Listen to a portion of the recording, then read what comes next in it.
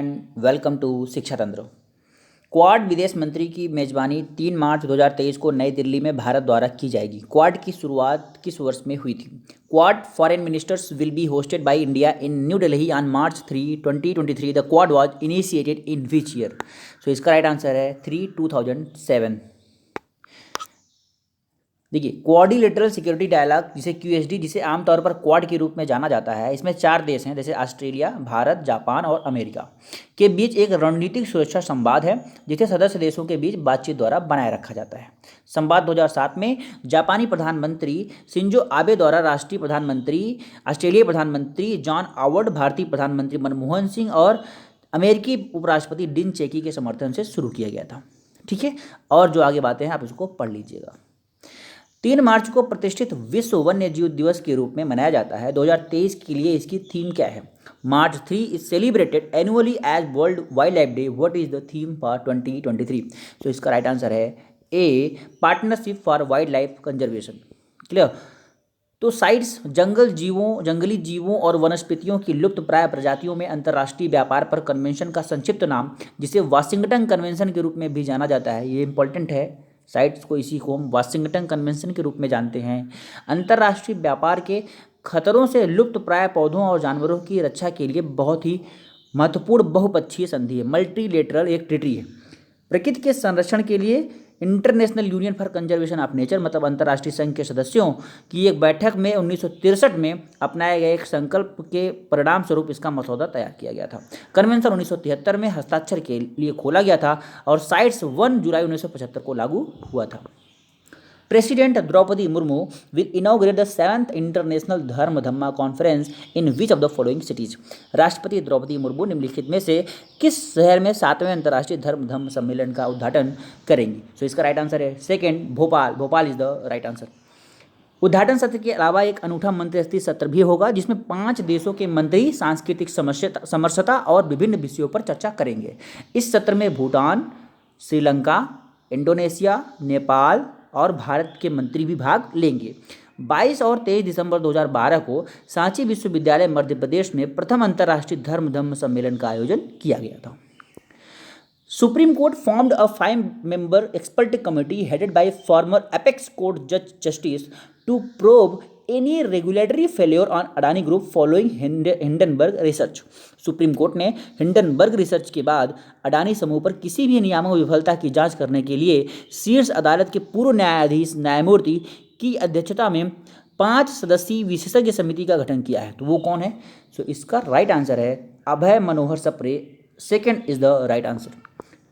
देखिए, अदालत ने नोट किया कि भारतीय प्रतिभूति और विनिमय बोर्ड मतलब सेबी पहले से ही हिंडनबर्ग रिसर्च के आरोपों की जांच कर रहा था। इसकी चल रही जांच के अलावा सेबी जांच करेगा कि क्या प्रतिभूति अनुबंध विनियमन नियम 1957 के नियम 19A का उल्लंघन हुआ था कि नहीं हुआ था। देखिए, प्रतिभूति अनुबंध नियम 1957 का नियम क्या है? न्यूनतम सार्वजनिक शेयरधारिता के रखरखाव और एक निर्दिष्ट अवधि के भीतर इसकी प्राप्ति के बारे में बात करता है। Vietnam's national assembly has elected whom as the country's new president? Vietnam की नेशनल असेंबली ने किसको देश के नए राष्ट्रपति के रूप में चुना है? सो इसका राइट आंसर है Vo Van Thuong. Third is the right answer. Vo Van थोंग का चुनाव जनवरी में उनके पूर्ववर्ती गुयेन जुआन फुक, तो ये याद रखिएगा, इनके पहले जो थे गुयेन जुआन फुक, इनके पहले ये थे। वियतनाम की ये कम्युनिस्ट पार्टी के सदस्य हैं। ठीक है, तो 52 वर्ष की है, ये सब इंपॉर्टेंट बात नहीं है। वियतनाम के बारे में बता दूं, अगर वियतनाम आधिकारिक तौर पर सोशलिस्ट रिपब्लिक ऑफ वियतनाम दक्षिण पूर्व एशिया का एक देश है। इसकी राजधानी हनोई है। इसके प्रधानमंत्री फॉम मिन चिन है और यहाँ पे मुद्रा डैंग चलती है। ठीक है। Prime minister Narendra Modi recently inaugurated the 8th edition of Raisina Dialogue in New Delhi. What is the theme of 2023 edition of Raisina Dialogue? प्रधानमंत्री नरेंद्र मोदी ने हाल ही में नई दिल्ली में रायसीना डायलॉग के 8वें संस्करण का उद्घाटन किया। रायसीना डायलॉग के 2023 संस्करण का विषय क्या है? सो इसका राइट आंसर है provocation, uncertainty, turbulence, light house in the Tempest. 3 is the right answer. देखिए, रायसीना डायलॉग हर साल नई दिल्ली में भारत में आयोजित एक बहुपक्षीय सम्मेलन, मतलब मल्टीलेटरल, में कई सारे देश सम्मिलित होते हैं। 2016 में अपनी स्थापना के बाद से सम्मेलन भू राजनीति और भू अर्थशास्त्र पर भारत के प्रमुख सम्मेलन के रूप में यह उभरा है। सम्मेलन की मेजबानी भारत के विदेश मंत्रालय के सहयोग से एक स्वतंत्र think tank observer research foundation द्वारा की जाती है। इसका नाम रायसीना हिल के नाम पर रखा गया है, जहां भारत सरकार की सीट स्थित है। इसे सांगरी ला डायलॉग की तर्ज पर तैयार किया गया था। Recently, a 5-judge constitution bench headed by Justice whom ruled that appointment of Chief Election Commissioner and Elections Commissioner will be done by the President on the advice of a committee comprising of Prime Minister, the leader of the opposition in the Lok Sabha and the Chief Justice of India. हाल ही में न्यायमूर्ति कौन थे जिनकी अध्यक्षता वाली 5 न्यायाधीशों की संविधान पीठ ने फैसला सुनाया कि मुख्य चुनाव आयुक्त और चुनाव आयुक्तों का चुनाव राष्ट्रपति द्वारा प्रधानमंत्री, लोकसभा में विपक्ष के नेता और भारत के मुख्य न्यायाधीश की समिति की सलाह पर किया जाएगा। तो इसका राइट आंसर है सेकंड, के एम जोसेफ। ठीक है, भारत का मुख्य चुनाव आयुक्त भारत के चुनाव आयोग का प्रमुख होता है, जो संवैधानिक रूप से राष्ट्रीय और राज्य विधानसभाओं और राष्ट्रपति और उपराष्ट्रपति के लिए स्वतंत्र और निष्पक्ष चुनाव करने के लिए सशक्त रहता है।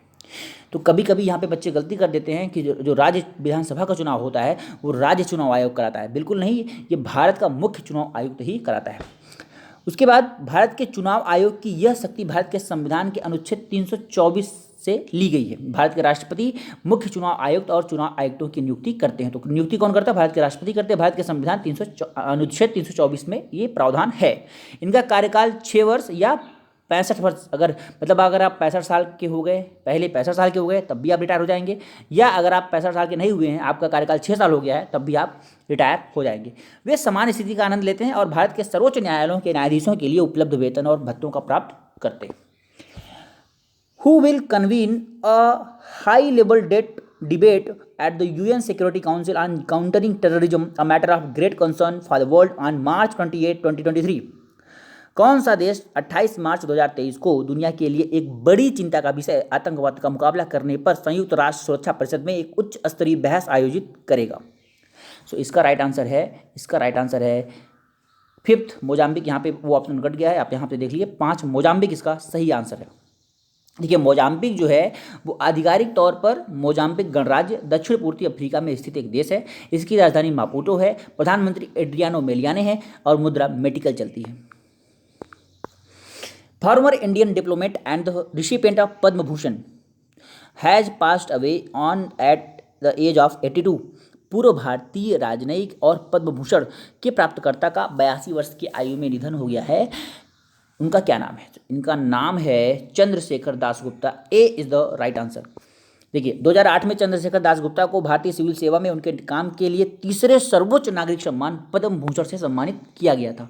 उन्होंने वार एंड डिप्लोमेसी इन कश्मीर 1947-48 नामक एक पुस्तक भी लिखी, जो कश्मीर संघर्ष की शुरुआत और 1948 के भारत पाकिस्तान के युद्ध के बारे में बात करती है। तो वेरी इंपॉर्टेंट बुक है ये, कि वॉर एंड डिप्लोमेसी इन कश्मीर 1947-48। वह the energy and resources institute में एक विशिष्ट साथी भी थे। World birth defects day WBDD, which is observed on which day each year, unites people and organizations working in the field of birth defects, also known as congenital anomalies। विश्व जन्म दोष दिवस WBDD, जो प्रत्येक वर्ष को मनाया जाता है, जन्म दोषों के क्षेत्र में काम करने वाले लोगों और संगठनों को एकजुट करता है, जिसे जन्मजात विसंगतियों के रूप में भी जाना जाता है। सो इसका आंसर है ये 3 मार्च को हर साल मनाया जाता है। ठीक है, देखिए यहाँ पे बहुत सारी जानकारी है। सबसे पहले आपको विश्व स्वास्थ्य संगठन के बारे में जानकारी होना चाहिए कि विश्व स्वास्थ्य संगठन क्या है। अंतर्राष्ट्रीय सार्वजनिक स्वास्थ्य के लिए एक जिम्मेदार संयुक्त राष्ट्र की एक विशेष एजेंसी है। इसका मुख्यालय स्विट्जरलैंड में है और ये दुनिया भर में 150 क्षेत्रीय कार्यालय इसके हैं। इसकी स्थापना 7 अप्रैल 1948 में की गई थी और इसके महानिदेशक टेड्रोस अधनोम हैं। और भी जो जानकारी है आप इसको पढ़िएगा। तो ये था आज का करंट अफेयर। कैसा लगा करंट अफेयर? अगर आपको अच्छा लगा हो तो प्लीज़ वीडियो को लाइक शेयर सब्सक्राइब करें, ताकि हमको और मोटिवेशन मिले और हम ऐसे और वीडियो को आपके पास ला सकें। Thank you.